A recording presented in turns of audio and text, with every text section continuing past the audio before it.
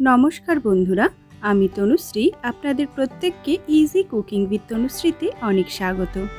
আজ আমি আপনাদেরকে লাউ দিয়ে দারুণ স্বাদের একটি রেসিপি তৈরি করে দেখাবো। এই রেসিপিটা খেতেও যেমন সুস্বাদু হয় আর তৈরি করা খুবই সহজ। তার সাথে যে গ্রেভিটা তৈরি করব একটু অন্য স্বাদে তৈরি করব, যাতে রেসিপিটির মধ্যে একটু নতুনত্ব আসে। চলুন দেখে নিই কীভাবে তৈরি করছি। ভালো লাগলে কমেন্টে জানাতে ভুলবেন না।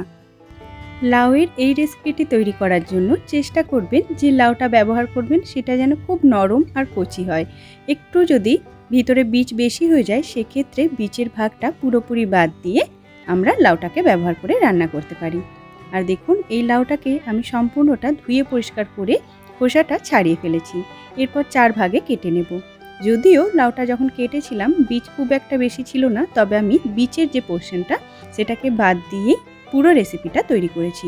বীজের যে পোর্শনটা হয় সেটা একটু বেশি জলজলে হয় আর একটু নরম হয়, আর অনেক সময় বীজগুলো শক্তও হয়ে যায়, সেক্ষেত্রে রেসিপিটা তৈরি করতে একটু অসুবিধা হয়। তাই এই পোর্শনটা চেষ্টা করবেন বাদ দিয়ে দিতে।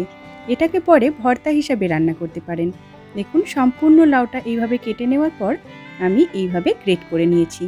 ছোট সাইজের যে গ্রেটারটা সেটা দিয়ে গ্রেট করবেন, যাতে লাউয়ের যে রেশাটা হয় খুব সরু সরুভাবে গ্রেট হয়।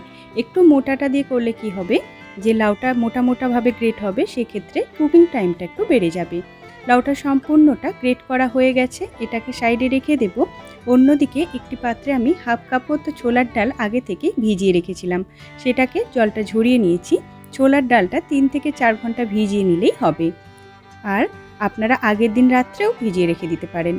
এই ছোলার ডালটার মধ্যে অল্প একটু আদার কুচি আর 2টো কাঁচা লঙ্কা দিয়ে ভালোভাবে পেস্ট করে নেব। একদম স্মুথভাবে পেস্ট করব, আর প্রয়োজন মতো অল্প একটু জলও ব্যবহার করব।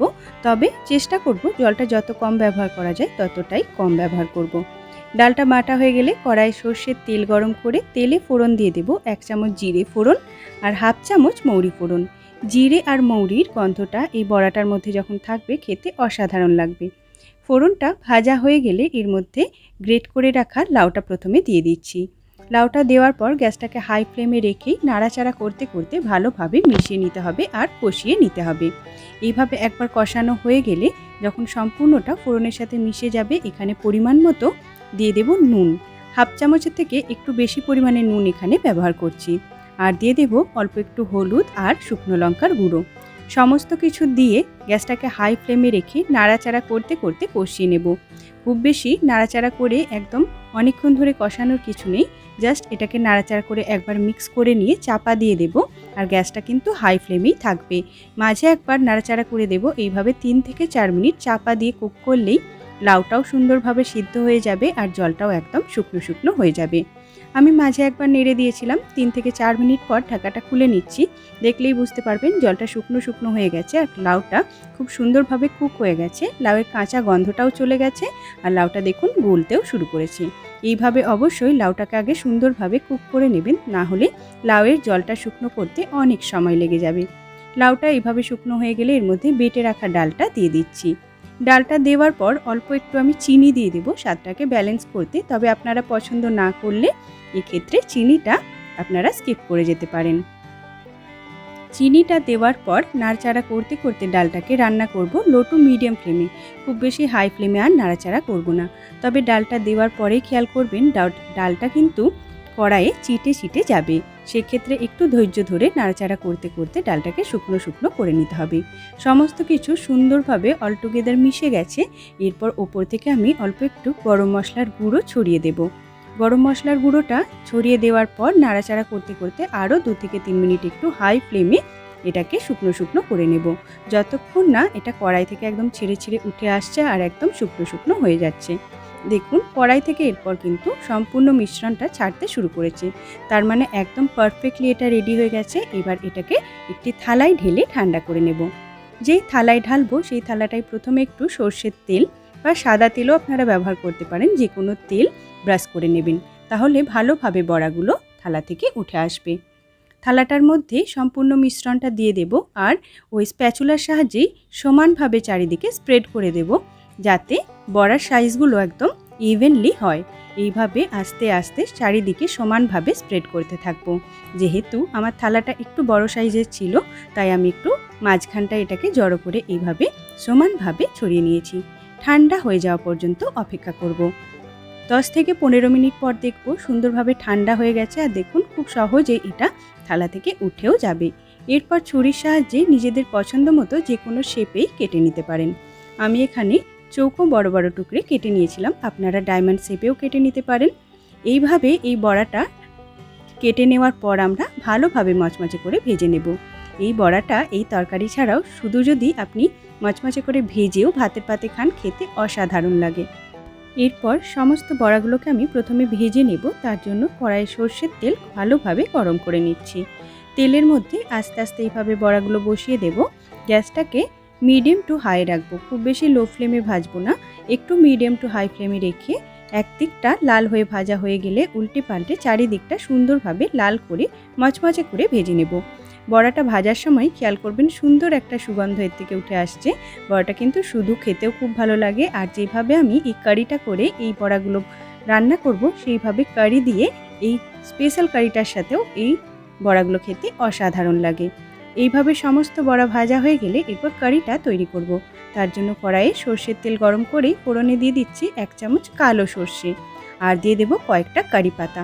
এই কালো সর্ষে আর কারি পাতার ফোড়নে আজ যে গ্রেভিটা আমি তৈরি করব, সেই গ্রেভিটা কিন্তু একদম স্বাদটা অন্যরকমই হয়। এটার মধ্যে যখনই আমাদের এই ফোড়নটা ভাজা হয়ে যাবে, দিয়ে দেব 2টো পেঁয়াজ বাটা। এই গ্রেভিটার মধ্যে কিন্তু কোনোভাবেই রসুন ব্যবহার করব না। 2টো পেঁয়াজকে আমি ভালোভাবে পেস্ট করে রেখেছিলাম, দিয়ে দিলাম। পেঁয়াজ বাটাটাকে আমি এই কারি পাতা আর সর্ষের ফোড়নের তেলের সঙ্গে প্রথমে ভালোভাবে মিশিয়ে নেব।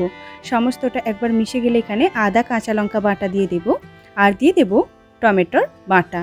সমস্ত কিছু কিন্তু বাটাই ব্যবহার করবেন, তাহলে গ্রেভিটার থিকনেসও যেমন খুব পারফেক্ট হবে আর ফ্লেভারটাও একদম অন্যরকম হবে।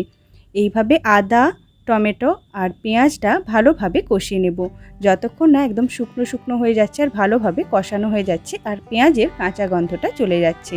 এইভাবে যখন কাঁচা মশলাগুলো ভালোভাবে কষানো হয়ে যাবে, এর মধ্যে দিয়ে দেব আমরা জিরে গুঁড়ো 1 চামচ পরিমাণ, জিরে গুঁড়ো 1 চামচ পরিমাণ, ধনে গুঁড়ো আর পরিমাণ মতো নুন। আমি এখানে লঙ্কার গুঁড়ো ব্যবহার করিনি, তবে আপনারা ইচ্ছে করলে লঙ্কাটাও ব্যবহার করতে পারেন। হলুদ দিয়ে দিলাম আর দিয়ে দিলাম নুন।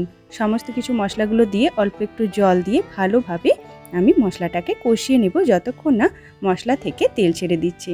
এই গ্রেভিটা আমি সর্ষে আর কারি পাতার ফোড়নে তৈরি করেছি, তবে আপনারা গরম মশলার ফোড়নেও তৈরি করতে পারেন। সেক্ষেত্রে এখানে রসুন ব্যবহার করতে পারেন, আর নামানোর আগে এর মধ্যে ঘি ব্যবহার করতে পারেন। তবে যেহেতু এখানে আমি সর্ষে আর কারি পাতার ফোড়নে এই গ্রেভিটা তৈরি করছি, তাই এখানে ঘি, গরম মশলা বা রসুন কোনো কিছুই কিন্তু ব্যবহার করব না। প্রত্যেকটা ফোড়নের প্রত্যেকভাবে একটু আলাদা আলাদাভাবে যদি গ্রেভিটা এইভাবে একটু অন্যরকমভাবে রান্না করা হয়, তাহলে কিন্তু স্বাদটা একদমই ভিন্ন হয়। এইভাবে একবার এই গ্রেভিটা তৈরি করে দেখবেন, খেতে অসাধারণ হয়। দেখুন ঝোলটা ফুটে গেছে, পরিমাণ মতো এখানে জল দিয়ে দিয়েছিলাম, 2 কাপ পরিমাণ জল আমি ব্যবহার করেছি। জলটা দেওয়ার পর ফুটে ওঠার পর এখানে স্বাদটাকে ব্যালেন্স করতে অল্প একটু চিনি দিয়ে দিলাম, আর দিয়ে দেব ভেজে রাখা বড়াগুলো। বড়াগুলো দেওয়ার পর আমি নাড়াচাড়া করে মিশিয়ে নেব, আর ঢাকা না দিয়েই 2 থেকে 3 মিনিট একটু এই রসের মধ্যে বড়াগুলোকে ভালোভাবে ফুটিয়ে নেব, যতক্ষণ না বড়াগুলো সুন্দরভাবে মিশে যাচ্ছে ঝোলের সঙ্গে আর গ্রেভিটা একদম পারফেক্ট হয়ে যাচ্ছে। আমি এখানে রান্নাটার মধ্যে লঙ্কার ব্যবহার খুবই কম করেছি, যেহেতু আমার বাচ্চা খুবই ছোট। আপনারা ঝালের ব্যবহারটা নিজেদের ইচ্ছা মতো একটু করে ফেলতেই পারেন। সেক্ষেত্রে শুকনো লঙ্কার গুঁড়ো বা ফোড়নে শুকনো লঙ্কা বা কাঁচা লঙ্কাও আপনারা ব্যবহার করতে পারেন। দেখুন রান্নাটা একদম পারফেক্টলি হয়ে গেছে। 2 থেকে 3 মিনিট ফোটানোর পর গ্রেভিটাও একদম পারফেক্ট হয়ে গেছে। একবার অবশ্যই এইভাবে এই রান্নাটা করে দেখবেন। ভালো লাগলে প্লিজ কমেন্টে জানাতে ভুলবেন না। আশা করি আজকের রেসিপিটি আপনাদের ভালো লাগবে।